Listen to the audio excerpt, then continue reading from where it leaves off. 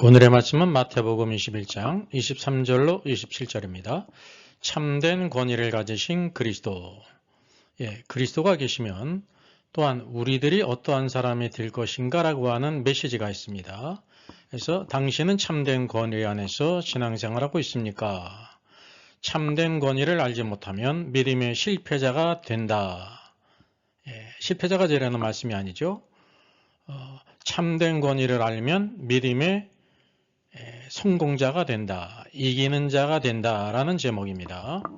그래서 오늘의 말씀의 주제가 여기 있는 것처럼 authority, 권세, 권위죠. 헬라어 엑수시아. 오늘도 이 권위를 아는 것이 가장 중요하다는 것입니다. 자, 왕이신 그리스도가 그의 자격을 입증하시기 위해서 통과해야 될 4가지 시험이 있었습니다. 예수 그리스도께서 우리 죄를 대속하시고 또한 구원주가 되시기 위해서 가셔야 될 길이 있습니다. 그것이 바로 이제 마태복음에 나타난 4가지 시험입니다.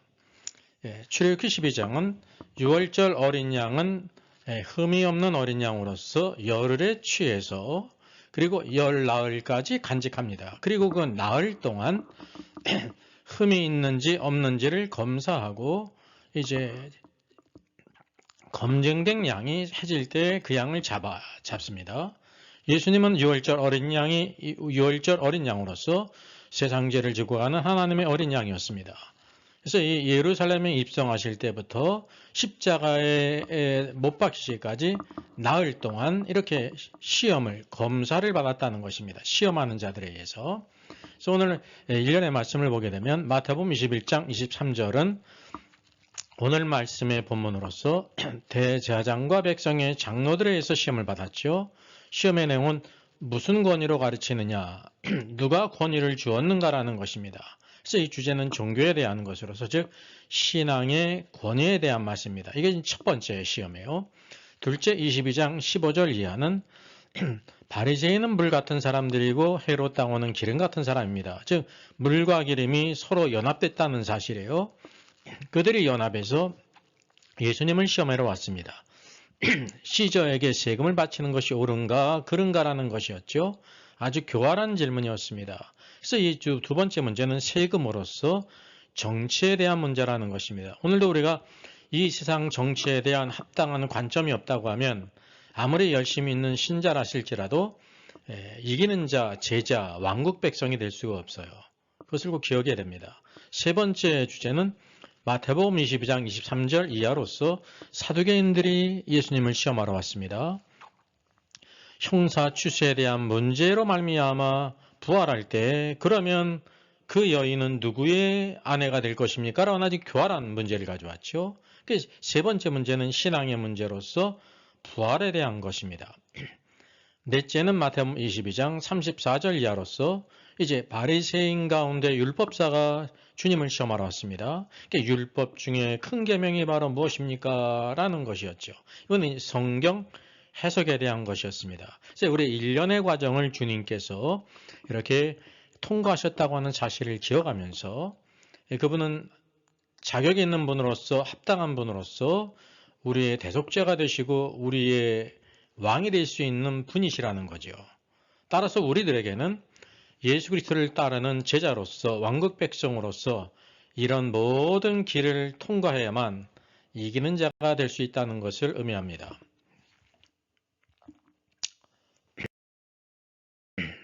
자, 오늘 말씀은 예수님께서 성전에 들어가셨고 그리고 그곳에서 가르치셨습니다. 우리가 가장 중요하게 봐야 될 것이 무엇이냐면 예수님께서는 많은 경우에 있어서 사람들을 가르치셨습니다. 가르치심이 중요한 것입니다. 그때 바로 대제사장과 백성의 장로들이 나와 예수님께 이제 묻습니다. 내가 무슨 권위로 이런 일을 하느냐? 사실 이 대제사장들의 그 질문은 부정적인 의미가 아닙니다. 근본적으로. 왜냐하면 성전에서 가르치는 것은 아무나 가르칠 수 있는 문제가 아니에요. 가르칠 수 있는 자격을 가진 사람, 권위를 가진 사람이 가르쳐야 된다고 하는 사실이죠. 그래서 여기 이제 문제는 바로 뭐냐면 이것을 주님께, 그리스도께 이렇게 질문했다고 하는 사실이죠. 이 의미는 다른 말로 말하면 성전에서 가르치는 권세는 대제사장인 내게 있는데 내가 나사렛 예수로서 어떻게 성전에서 가르치느냐라고 하는 질문이었다는 사실입니다. 이게 문제가 바로 무엇입니까? 오늘도 이 말씀을 주시고 그 주인께서 이제 주님이 오셨잖아요. 그런데 그는 참된 권위가 주께로부터 왔음에도 불구하고 그분을 알아보지 못했다고 하는 사실입니다. 이게 영적인 무지라는 사실이죠. 둘째는 누가 이 권위를 주었느냐라는 것입니다. 오늘날에 이르기까지 구약시대로부터 예수님이 이제 이 성전에 오실 때까지 누구에게 이 권위를 주었습니까? 하나님께서 모세의 율법을 통해서 아론의 자손들에게 권위를 주셨어요. 그게 대제사장은 그런 것입니다. 나는 아론의 자손으로서 권위가 하나님께 부여받은 권위가 있는데 너는 대체 누가 이 권위를 주었길래 성전에서 가르치느냐라는 질문이었다는 사실이죠. 그래서 오늘의 말씀은 이 권위에 대한 문제예요. 23절에도 무슨 권위로 누가 이 권위를 주었느냐. 그리고 뒤에 말씀 보게 되면 권위라는 말이 또 2번 나와요. 이 4번이나 나온다는 거죠. 그래서 오늘의 말씀의 가장 중요한 주제가 어떤 것이냐면 권위에 대한 문제라는 사실입니다. 권위. 이 권위는 헬라가 엑수시아예요. 엑수시아. 제가 여기 이제 단어를 이렇게 구분해 놓지 않습니다. 앞에 에크가 있어요. 에크가 있는데 이건 뭐냐면 근원으로부터라는 것입니다. 이게 참된 권위는 근원이 되시는 하나님으로부터 온다는 사실이죠. 모든 권세는 다 하나님부터 나는 것입니다. 왜? 그분이 스스로 있는 분으로서 그분에게서 모든 것이 나왔어요. 이 천지 만물이 다 나왔을 뿐만 아니라 모든 근원 되신 분이 권위를 준 사람이 있다고 하는 사실이죠. 영어로는 오소로티예요.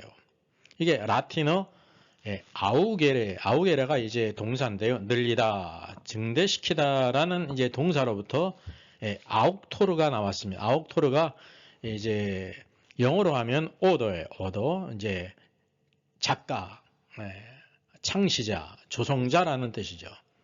이 오더라는 단어가 대문자로 쓰면 창시자가 되는 거예요. 그래서 하나님을 가리켜요. 창조주, 창시자, 모든 것을 시작한 분이라는 거죠. 이 모든 권위가 근본적으로 누구에게 있냐면 하나님께 있다라는 것이에요. 하나님께 있다.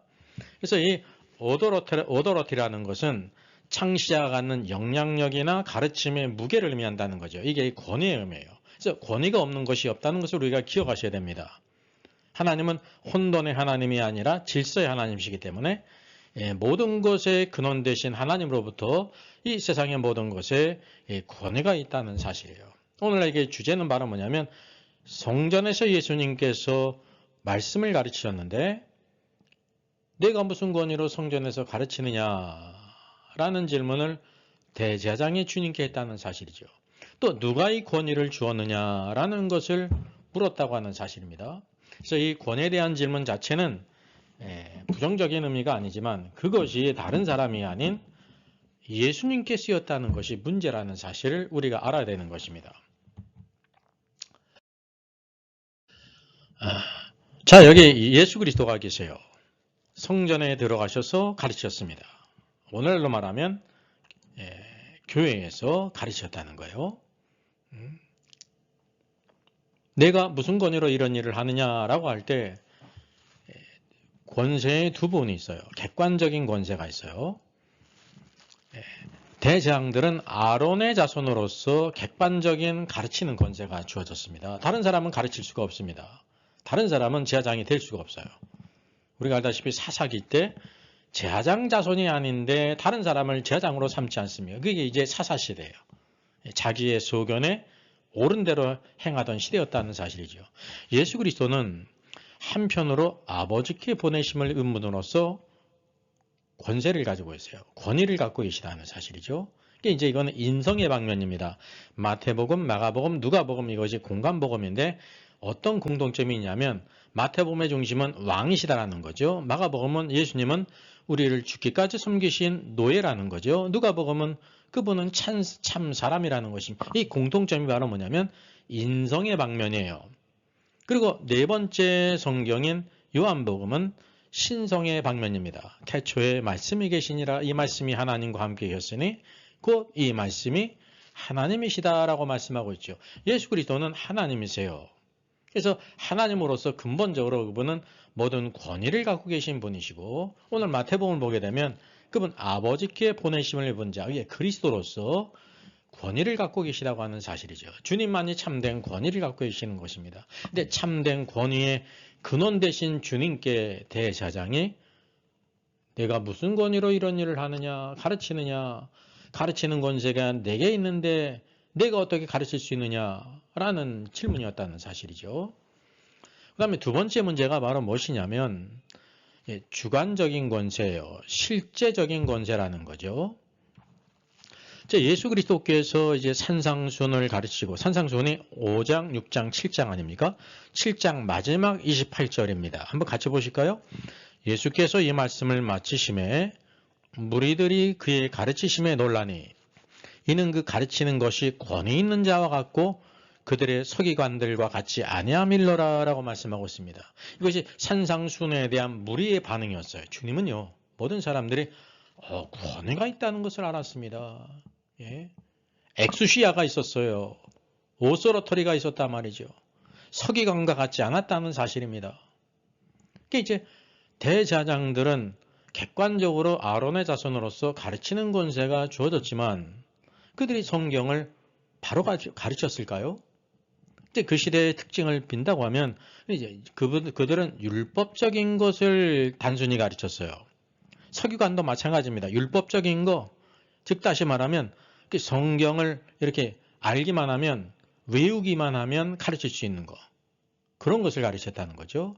중요한 것은 대제사장들이 하나님의 말씀대로 행하지 않았다는 것을 우리가 기억해야 됩니다. 주님께서요, 성전을 장터와 강도의 구렬로 만들었다고 여기 책망하시지 않습니까? 대표적인 것이 바로 뭐냐면 예수님께서 성전에 들어가셨을 때 성전에서 돈 바꿔주는 사람들이 있었죠. 왜 돈을 바꿨을까요? 우리가 그 시대상을 우리가 잘 살펴보게 되면요, 로마가 통치하고 있었어요. 유대는 식민지였습니다. 그 뒤에 이제 정치에 대한 시험을 하게 될 때 시저에게, 가이사에게 세금을 바치는 것이 옳습니까? 그럽니까? 묻지 않습니까? 그래서 주님께서 뭐를 가져오라 했어요? 동전을 가져오라. 동전이 데나리온이었거든요. 데나리온이 은화로서요, 하루 일당에 해당하는 그런 돈이에요. 이게 상당히 큰 거죠. 하루 일당이니까. 거기에 누구의 형상이 있느냐? 시저 형상이 있어요. 가이사, 시저의 형상이. 누구의 글이 있느냐? 시저의 글이 있거든요. 로마자. 시저의 것은 시저에게, 하나님의 것은 하나님께 바치라 라고 말했습니다.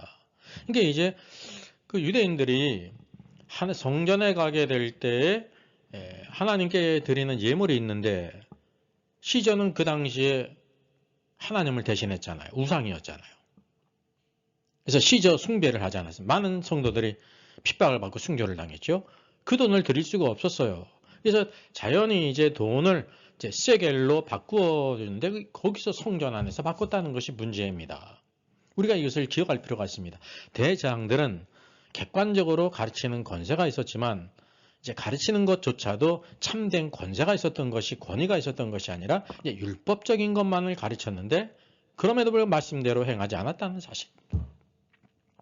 마태복음 23장 3절에 화이실진저라고 말씀하시면 이렇게 말씀하세요. 그러므로 무엇이든지 그들이 말하는 바는 행하고 지키래. 그들이 하는 행위는 본받지 말라. 그들은 말만 하고 행하지 아니한다라고 말씀하셨죠. 이게 이제 서기관들과 대제사장들의 가르침이 이렇게 이제 대동소이에 있다는 것을 우리가 알게 되는 것입니다. 가장 중요한 것은 정작 주인이신 그리스도께서 오셨는데, 모든 권위의 근원 되신 창조주께서 이 땅에 오셨는데 그를 알지도 못하고 이렇게 대적했다는 사실이에요. 여러분, 이것이 예수님 당시의 영적인 상황이었단 말이죠.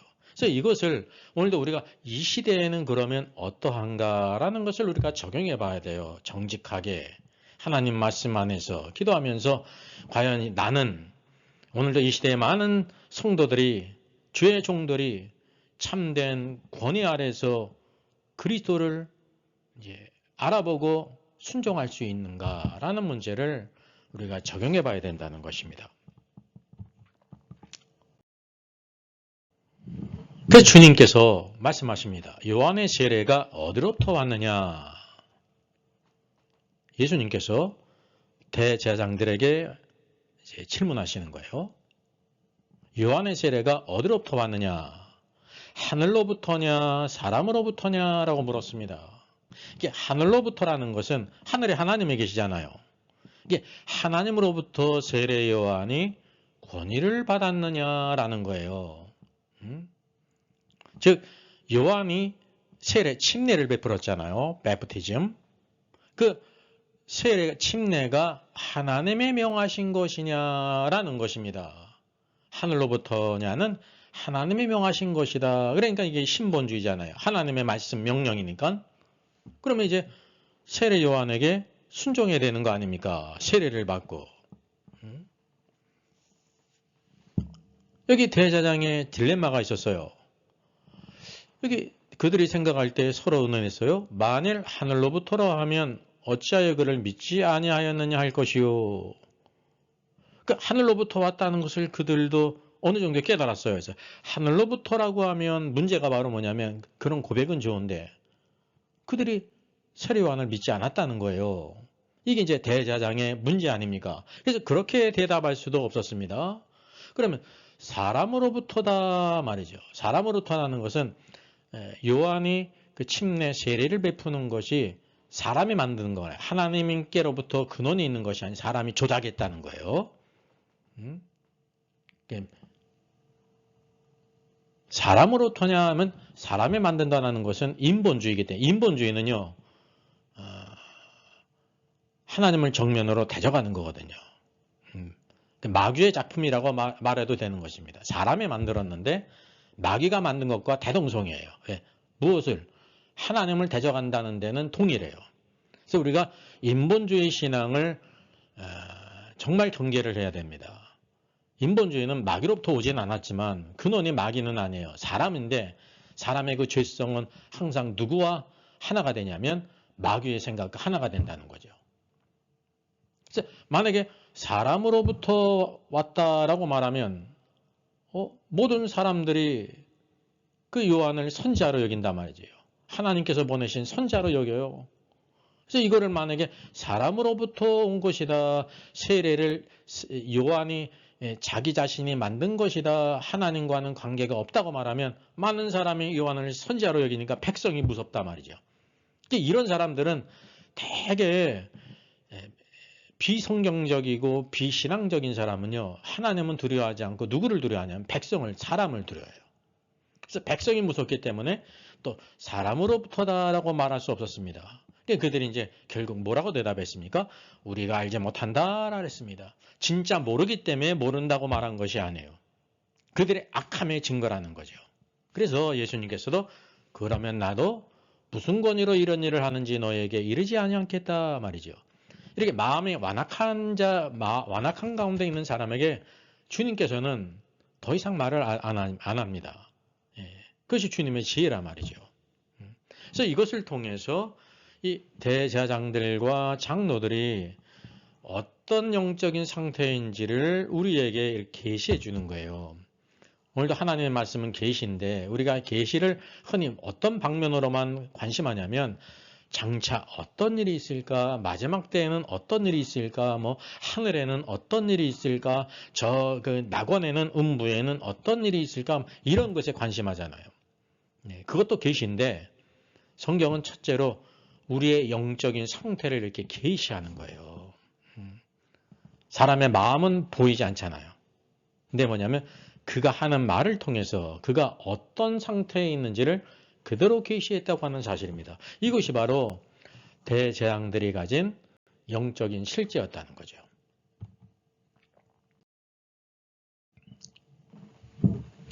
오늘도 우리가 이 말씀을 적용할 필요가 있습니다. 우리가 흔히 이제 이런 것에 약하다는 것을 깨닫습니다.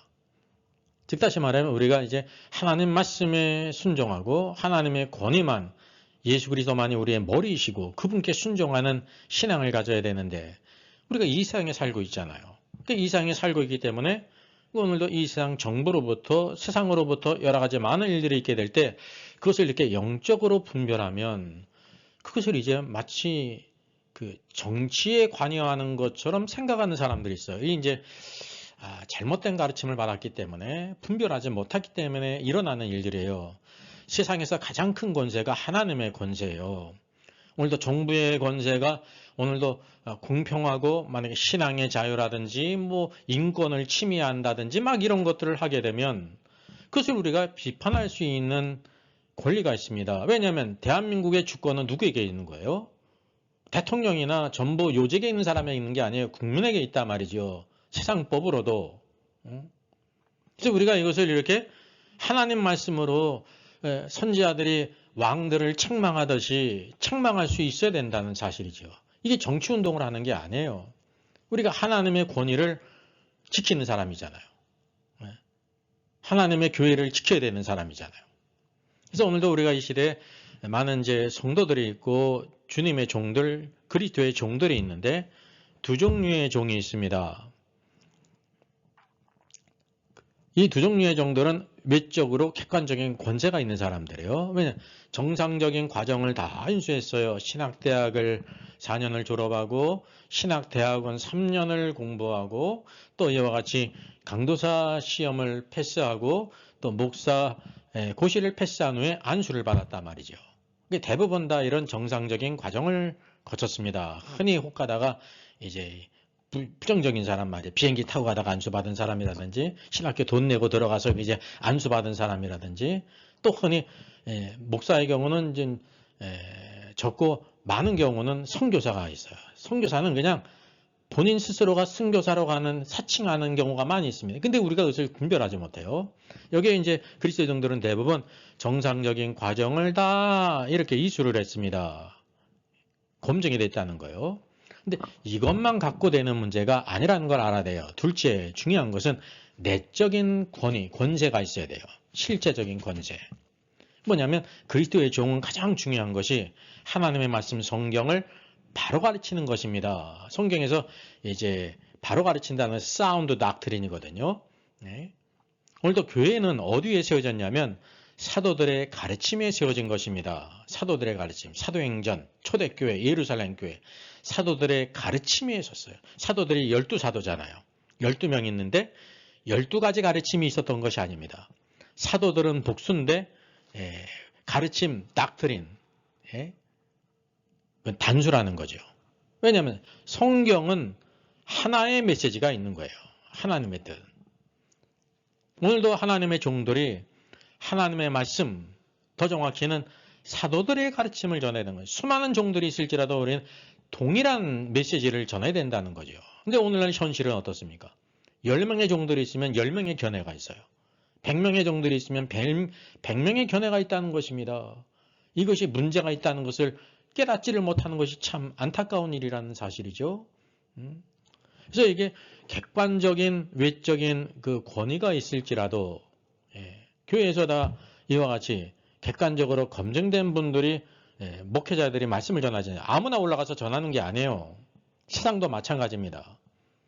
근데 중요한 것은 이와 같이 사도들의 가르침을 성경대로 가르치는 것이 아니라 많은 경우에 자신의 사상과 생각을 가르쳐요. 자기가 선호하는 사상, 영향받은 사상. 근데 어떤 경우가 있냐면 천지창조는 기초적인 것인데 천지창조를 믿지를 않아요. 이걸 유신진화론이라고 합니다. 유신진화론.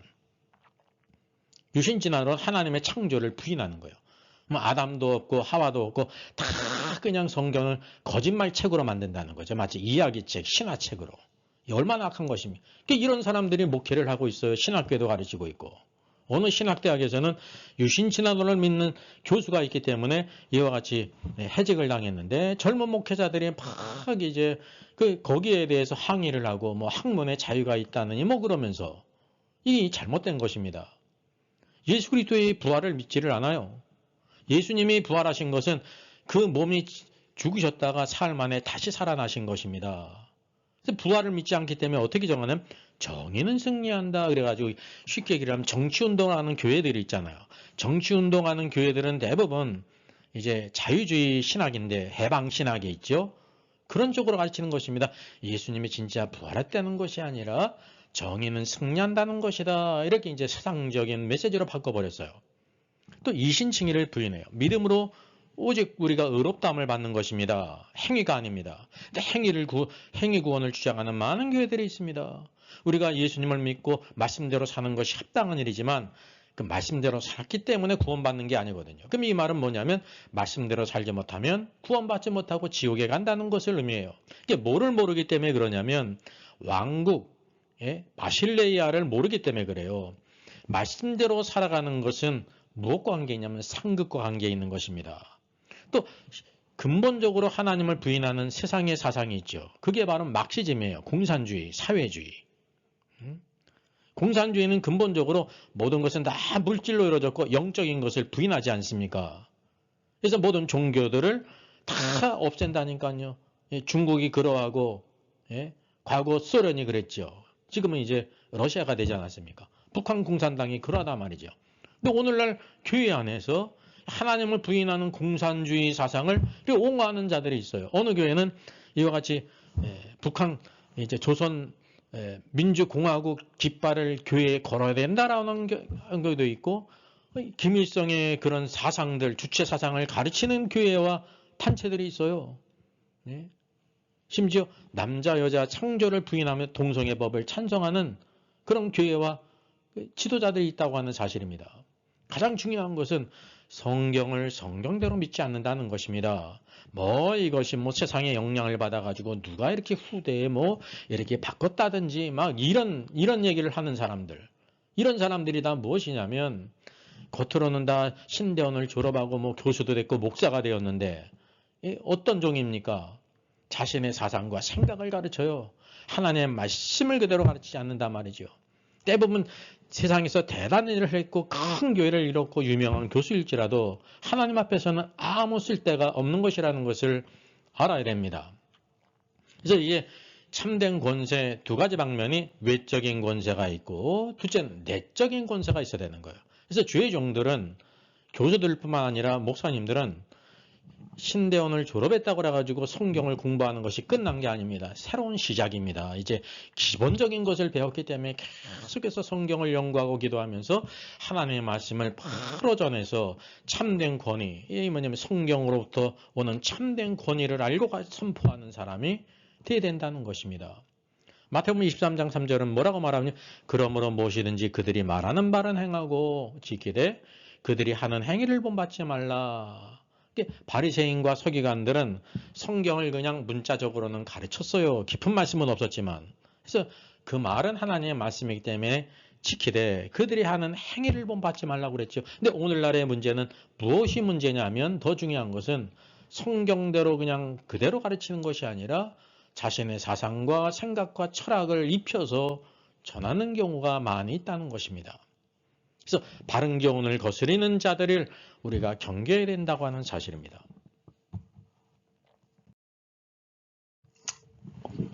자, 오늘의 하늘의 권세는 뭐냐? 위로부터 하나님의 권세가 있어요.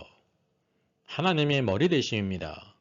하나님의 머리 되심은 무엇을 통해 나타나냐면 그리스도의 머리 되심을 통해 나타나는 것입니다. 고린도전서 11장 3절에 있지 않습니까?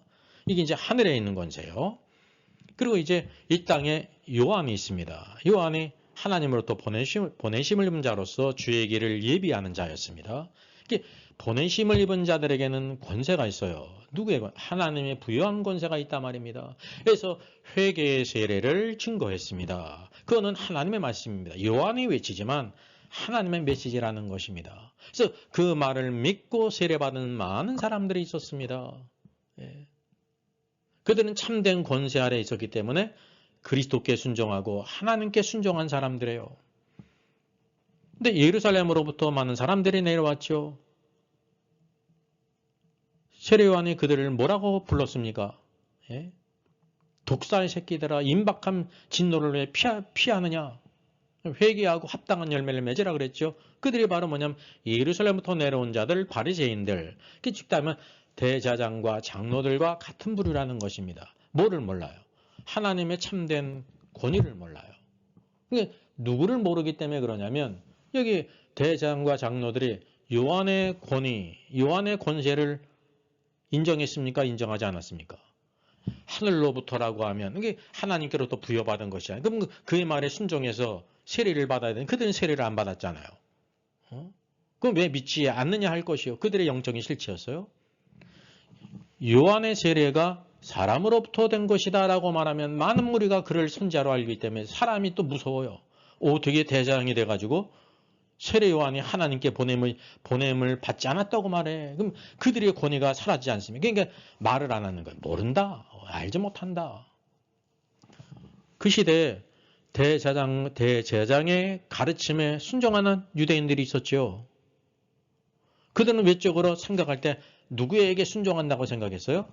하나님께 순종한다. 나는 하나님의 권위 아래 있다라고 생각했을 거 아닙니까? 근데 대제사장이 하나님의 권위 아래 있지 않았기 때문에 그의 말을 듣고 순종하는 자들은 하나님께 순종한 것이 아닌 것입니다. 그들은 결국 다 결탁해서 예수님을 십자가에 못 박았다는 사실이죠. 그게 바로 이 말씀이고 그 시대의 영적인 자아상임에 이렇게 두 무리가 있다고 하는 사실입니다.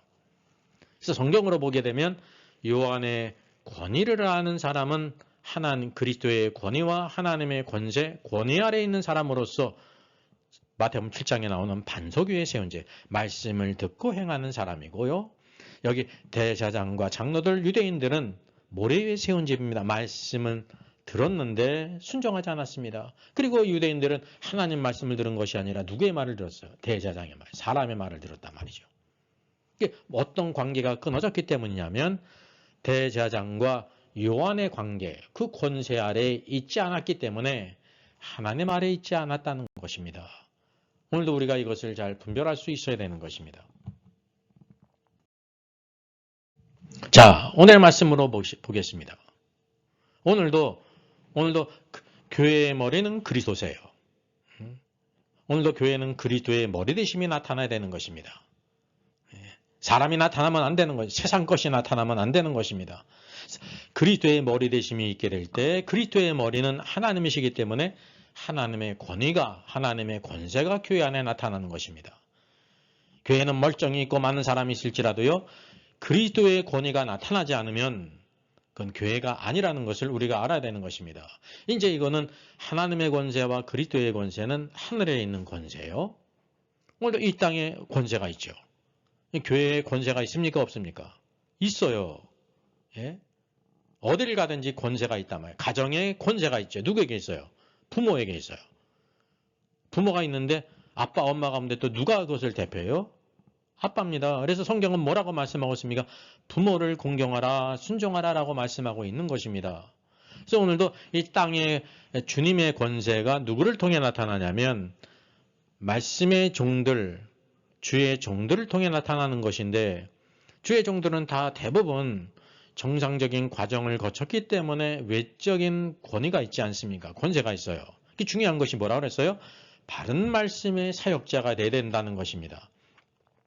주께서 주의 종들을 세우신 것, 내 어린 양을 먹여라, 내 양을 쳐라, 내 양을 또 먹여라. 주님의 양이에요. 뭐로 먹이라는 거예요? 말씀의 꼴로 바른 말씀을 먹이라는 것입니다. 독초를 먹이지 말고.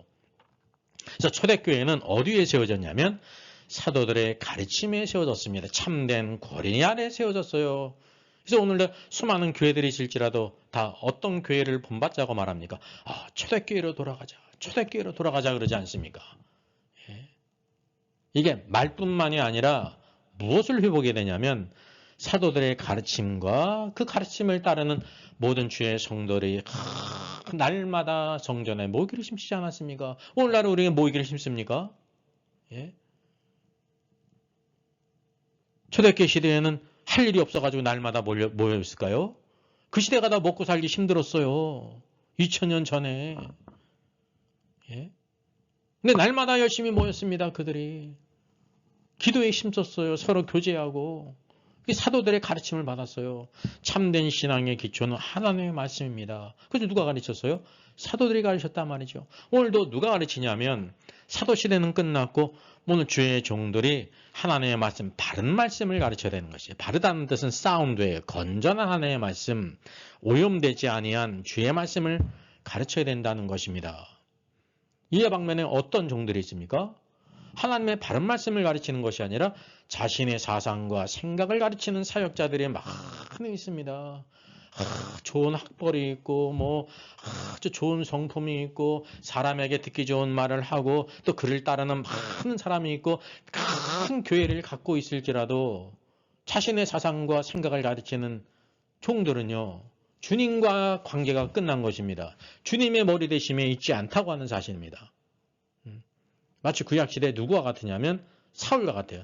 사울은 하나님의 권위가 그의 삶 속에 나타나질 않아요. 자신의 왕국을 세우지 않았습니까? 그래서 사울은 결국은 죽었습니다. 하나님께서 하나님의 마음에 합한 자 다윗을 세우지 않습니까? 다윗은 항상 관심이 하나님을 위해요. 하나님의 집을 위합니다. 오늘도 우리가 결국은 큰 카테고리 안에서 두 종류의 사역자가 있다는 것입니다. 마태복음 25장의 달란트 비유에 주의 모든 성도들은 몇 종류의 성도들이 있어요? 착하고 충성된 종이 있고 악하고 게으른 종이 있는 것입니다. 악하고 게으른 종이 불신자가 아니에요. 불신자는 주님의 종이 아니지 않습니까? 맡기신 것도 없죠. 천국에 대한 비유는 모두 구원받은 성도, 교회에 대한 것인데 교회 안에 있는 모든 성도들이 다 동일하지 않고 두 종류, 주의 말씀을 순종하는 착하고 충성된 종이 있고 악하고 게으른 종이 있는 것입니다. 그것처럼 주의 종도 마찬가지. 착하고 충성된 종이 있습니다. 바른 말씀의 사역자, 하나님의 말씀을 그대로 가르치고 행하는 사람이 있고 하나님 말씀을 관심하지 않고 자신의 사상과 생각을 가르치고 세상의 문화와 정치와 이런 것에 영향을 받아가지고 그 자리에서 세상의 사상을, 자신의 사상을 가르치는 주의 종들이 있다는 것을 우리가 부인할 수 없지 않습니까? 근데 이런 종들에게 자신의 사상과 생각을 가르치는 종이 있어요. 공산주의 사상도 가르치고 심지어 하나님을 다져가는 이런 사람들을 막 지지하고 동성애법을 찬성하는 그런 종들이 있어요. 또 그런 권위를 따르고 순종하는 사람들이 있어요. 그들이 아무리 신실하고 열심히 있고 기도를 많이 했을지라도 그들은 그리스도와 하나님과 아무 상관이 없는 것입니다. 단지 외적인 권세만을 따랐잖아요. 자신의 생각을 따라서, 선호를 따라서. 나는 우리 목사님이 좋아. 목사가 좋은 성품이 있는 것은 나쁜 것은 아니에요. 그런데 그가 하나님의 말씀을 바로 가르치질 않아요. 세상의 영향을 받아서, 철학의 영향을 받아서, 문화의 영향을 받아서 성경을 성경대로 가르치질 않아요. 성경은 이와 같이 후대의 사람들이 막 잘못 이렇게 수정을 했다, 이런 소리를 한다든지 성령의 감동으로 기록된 것을 부인한다 말입니다. 이것은 정말 악한 것이라는 사실이죠. 그래서 우리 성도들이 내가 참 열심히 있고 순전하다 할지라도 영적인 분별력이 없으면 어떤 사람이 될 수밖에 없으면 대제사장과 같은 사람이 될 수밖에 없는 것입니다. 그는 그리스도의 제자가 아니에요. 왕국 백성이 아니라 이기는 자가 아니라 말이죠. 결국 우리가 주님 앞에 서게 될 그리스도의 심판서가 하게 될 때 이 악하고 게으른 종아라고 책망받을 수밖에 없습니다. 바깥 어두운 곳에 던져 이를 갈며 울며 이를 갈미 있으리라. 징계의 자리에 회개해야 된다는 거죠. 네, 바른 말씀의 사역자들에게 가르침을 받게 될 때 두 종류의 사람이 있어요. 바른 말씀의 사역자가 가르친다고 했을지라도 그 교회 모든 성도들이 다 주의 제자가 되고 왕국 백성이 되고 이기는 자가 되는 것이 아니죠. 왜요? 말씀을 듣고 행하는 사람이 있고 말씀을 들었는데 행하지 않는 사람이 있지 않습니까? 두 종류의 사람이 있어요. 산상수훈의 마지막 결론이 마태복음 7장에 있지 않습니까? 반석 위에 세운 집, 모래 위에 세운 집이 있잖아요. 반석 위에 세운 사람은 하나님의 말씀, 왕국의 말씀을 듣고 행하는 사람입니다. 근데 하나님 말씀, 왕국의 말씀을 들었는데 행치를 않는 사람이 있지 않습니까? 그거는 누구의 문제냐면 성도 자신의 문제라는 것입니다. 성도 자신의 문제예요. 그러나 여기 하나님의 바른 말씀을 가르치지 않고 자신의 사상과 생각을 가르치는 사역자는 거기에는 아무리 좋은 생각을 갖고 신실하고 아주 헌신적인 그런 성도가 있을지라도 어떤 사람이 될 수가 없어요. 이기는 자가 될 수가 없어요. 왜? 그리스도의 권세, 하나님의 권세 아래 있지 않고 다른 권위를 따르고 순종했기 때문이라는 사실입니다. 거기에는 이기는 자가 있을 수가 없다고 하는 사실입니다. 그가 만약에 이기는 자가 되려고 하면 어떻게 되냐면 그런 가르침에서 영향을 받지 않고 나와야 된다는 것입니다. 아니면 그가 그런 종을 변화시켜야죠. 우리가 주님의 머리 되심을 우리 삶 속에 나타나지, 입증하지 않으면 이기는 자가 될 수가 없다고 하는 사실입니다. 흔히 어떤 패배적인 생각이 있냐면, 하나님 말씀을 바로 들었을지라도, 여기 말씀을 듣고 행하지 않으면 믿음의 이제 실패자가 되네. 악하고 게으른 종이 되네. 그거는 그 사람의 인격의 문제죠. 주의 종은요, 바른 말씀을 가르치는 책임이 있어요.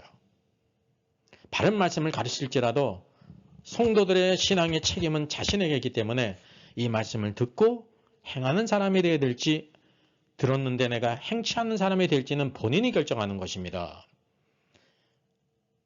여러분, 말도요, 강가로 강제로 끌고 갈 수는 있지만 뭐는 할 수 없다고 말합니까? 강제로 물을 마시게 할 수는 없어요. 물을 마시는 건 말이 해야 되는 것입니다. 미물인 말도 그런데 사람을 억지로 변화시킬 수 있습니까? 없습니까? 없다는 것입니다. 사역자들의 책임은 바른 말씀을 증거하는 것, 그 책임이 있는 것입니다. 그리고 모든 성도들이 주의 말씀을 따라 살아 정말 승리하는 삶을 되기를 원하는 마음이 간절하죠. 근데 결국은 그 모든 책임은 본인에게 있는 것입니다. 본인, 성도 자신에게 있는 거예요. 자신의 인생은 자신이 결정하는 거지 누가 결정하지 않는다는 사실이죠. 여러분, 이게 인격적인 것입니다. 주님이 이 땅에 계셨을지라도 주의 말씀 들은 모든 사람들이 변화됐습니까? 변화되지 않았습니다. 주님을 대적하는 사람이 있고, 불신하는 사람이 있고, 믿는 사람이 있었다니까요. 그 사람의 주권이에요, 주권. 성경은 오늘도 우리가 반석 위에 세운 집에 지은 지혜로운 사람과 같이 오늘도 왕국 말씀을 듣고 행하는 사람. 왕국 말씀이라는 바른 말씀입니다. 바른 말씀. 최고의 말씀, 왕국의 말씀이에요. 은혜의 복음은 오늘도 은혜로 말미암아 우리를 구원하게 이르게 하시는 것이고, 구원받은 주의 모든 성도들, 마태복음의 모든 말씀은 다 뭐에 대한 것이 행하라는 거 아닙니까? 믿은 다음에 오늘도 그리스도의 권세 아래서 머리 되심 안에서 그분을 순종하고 나가게 될 때 주님이 영광을 받으시고 오늘도 우리 영광스러운 오늘도 성도의 길, 제자의 길을 가는 것입니다. 하나님은 이런 사람을 얻기를 원하십니다. 요한계시록 2장, 3장을 보게 되면 소아시아 7교회가 있지 않습니까? 에베소 교회로부터 빌라델비아 교회, 라오디게에 이르기까지 주님께서 마지막으로 뭐라고 말씀하시면 이기는 자는, 주님의 관심이 어디에 있어? 이기는 자, 오버컴. 과거에 그런 찬송이 있었죠. 우리는 이기리라, 우리는 이기리라. 이게 뭐냐? 오버컴, 이기는 자. 주님의 관점이 뭐가 있냐면 모든 교회들 가운데 소수지만 이기는 자들. 이기는 자는 말은 뭐냐면 주님의 권세 아래서 바른 말씀을 듣고 그리고 행하는 사람. 오늘도 어린 양이 어디로 인도하든지 따라가는 사람. 고난에 있고 핍박에 있고 심지어 죽음에 이를지라도 따라가는 사람. 그게 순교자의 영광이 있는 것입니다. 오늘도 주님은 참된 권위를 가지신 분이셨습니다. 그래서 오늘도 이와 같이 모든 시험을 통과하셨습니다. 권위에 대한 모든 질문을 통과하셨어요.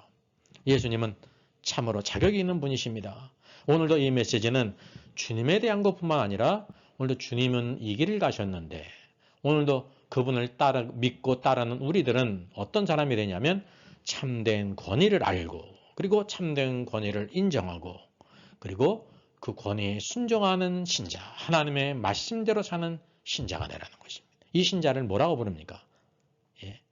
예수님께서 대위임 명령을 통해서 제자 삼으라 그랬죠. 제자가 되는 거예요. 여러분, 교인과 신자와 제자는 같은 사람 같은데 차이가 있어요. 신자는 그냥 믿기만 한 사람이에요. 하나님의 은혜예요. 근데 제자는 하나님의 은혜로 믿음으로 구원받고 오늘도 하나님의 말씀을 따라 사는 사람입니다. 주님을 닮아가고 주를 위해 사는 사람이에요. 말하지 않습니까? 신자는 많은데 제자가 적지 않습니까? 여러분 오늘도 우리 비전이 바로 뭐냐면 제자가 되라는 거예요. 제자는 다른 말로 바로 뭐냐면 왕국 백성입니다. 마태복음 메시지 예수님은 누구라는 것입니까? 그분이 왕이시라는 것입니다. 유대인의 왕일 뿐만 아니라 만왕의 왕이시라는 것입니다. 그래서 오늘도 왕국 백성, 왕이신 그리스도를 따르는 사람, 장차 주님이 만왕의 왕으로 온 세상 왕국을 주님께 통치하시게 될 때, 그리스도의 왕국이 되게 하게 될 때 왕으로 들어갈 자, 그 뭐냐면 왕국 백성이는 것입니다. 이게 바로 이기는 자들이에요. 많은 성도들이 있는데 성도들이 모두 다 이기는 자가 아니에요. 오늘도 하나님의 말씀을 듣고 순종하는 사람, 오늘도 받은 말씀의 권위를 알고 그리스도의 권위 아래서 하나님을 머리 삼아서 오늘도 이 시대 주님을 따르고 살아가는 축복된 주님의 제자 왕국 백성 이기는 자가 되기를 주의 이름으로 축원하겠습니다.